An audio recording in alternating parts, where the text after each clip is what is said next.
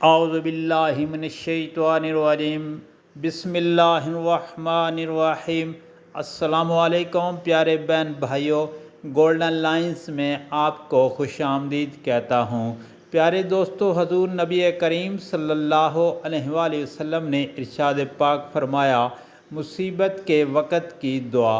حدیث مبارک ہے۔ پیارے دوستو، رسول کریم حضرت محمد صلی اللہ علیہ وآلہ وسلم نے ارشاد پاک فرمایا، اگر کسی بندے کو کوئی تکلیف یا صدمہ پہنچے اور وہ یہ الفاظ کہے تو اللہ تعالیٰ اسے ضرور اس کا نعم البدل عطا فرما دیتے ہیں، اور وہ الفاظ یہ ہیں: بسم اللہ الرحمن الرحیم، انا للہ و انا الیہ راجعون، اللہم آجرنی فی مصیبتی واخلف لی خیرا منہا، انا للہ و انا الیہ راجعون، اللہم آجرنی فی مصیبتی واخلف لی خیرا منہا۔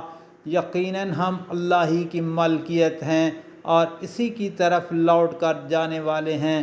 اے اللہ، مجھے میرے اس صدمے یہ تکلیف کا اجر دے اور بدلے میں مجھے اس سے زیادہ بہتر عطا فرما، بہتر دے۔ صحیح مسلم کی دوستو حدیث شریف ہے، اور اللہ پاک سے دعا ہے جب بھی کوئی مصیبت، دکھ، تکلیف آئے تو ان کلمات کو اللہ پاک پڑھنے کی توفیق عطا فرمائے۔